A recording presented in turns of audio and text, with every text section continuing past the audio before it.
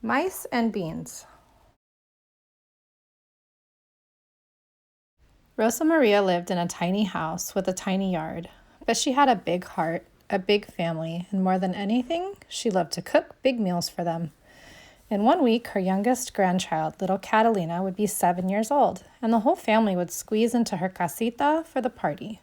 Rosa Maria didn't mind because she believed what her mother had always said: when there's room in the heart, there's room in the house, except for a mouse.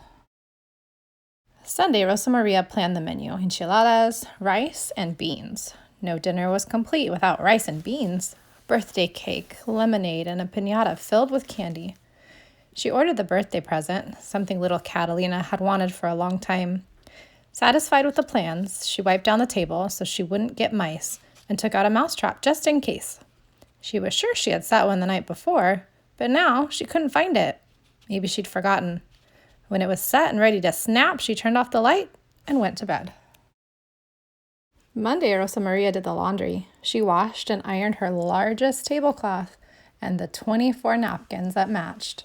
But when she finished, she only counted 23. No importa, she said, it doesn't matter. So what if someone has a napkin that doesn't match? The important thing is that we're all together. After dinner, she swept the floor and checked the mousetrap, but it was missing. Didn't I set one last night? She wondered. She hurried to the cupboard to fetch another, and when it was set and ready to snap, she turned off the light and went to bed. Tuesday, Rosa Maria walked to the market.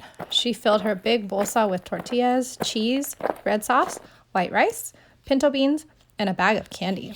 She bought a piñata on her way home when she stopped at the pasteleria to order the cake. After dinner, she washed the dishes and checked the mousetrap, but it had vanished. Que boba soy, silly me, I must have forgotten again. She hurried to the cupboard to fetch another, and when it was set and ready to snap, she turned off the light and went to bed. Wednesday, Rosa Maria prepared the enchiladas. She dipped the tortillas in red sauce, filled them with cheese, and rolled them into fat little bundles. She noticed the piñata was missing a few feathers. No importa, she said. Those feathers won't make a difference to the children when the piñata is filled with candy. After dinner, she mopped up the sauce and checked the mousetrap, but it was gone again. I am so busy that I'm forgetting to remember, she cried. She hurried to the cupboard to fetch another, and when it was set and ready to snap, she turned off the light and went to bed. Thursday, Rosa Maria simmered the beans. She searched for her favorite wooden spoon, the one she always used to cook frijoles, but she couldn't find it. No importa, she said. The beans will taste just as good if I use another spoon. She added water all day long until the beans were plump and soft. Then she scrubbed the stove and checked the mousetrap, but it was nowhere in sight. Cielos, she said. Heavens, where is my mind? She hurried to the cupboard to fetch another one, and when it was set and ready to snap, she turned off the light and went to bed. Friday, Rosa Maria picked up the cake and 7 candles, but she hadn't been able to find her big bolsa before she left. No importa, she said. I'll carry the cake in one hand and the candles in the other. Tomorrow was the big day. Rosa Maria knew she mustn't forget anything, so she carefully went over the list one last time. After dinner, she wrapped the cake and checked the mousetrap. She couldn't believe her eyes. No mousetrap! Thank goodness I've got plenty. She hurried to the cupboard to fetch another, and when it was set and ready to snap, she turned off the light and went to bed. Saturday, Rosa Maria cooked the rice. As the workers assembled little Catalina's present, she set the table and squeezed the juiciest lemons from her tree.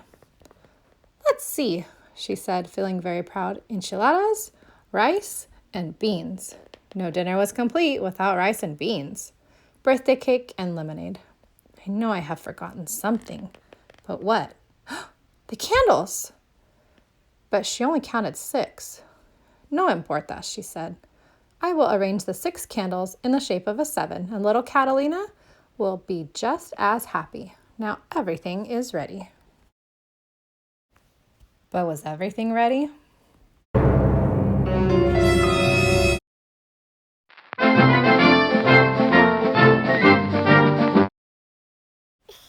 That afternoon, Rosa Maria's family filled her tiny casita.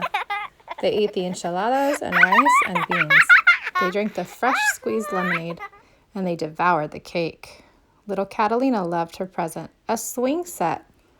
And after every cousin had a turn, they chanted, La piñata, la piñata. They ran to the walnut tree and threw a rope over a high branch. Whack, whack! Little Catalina swung the piñata stick. Wait, cried Rosa Maria as she remembered what she'd forgotten. But it was too late. Crack! The piñata separated, and the children scrambled to collect the candy.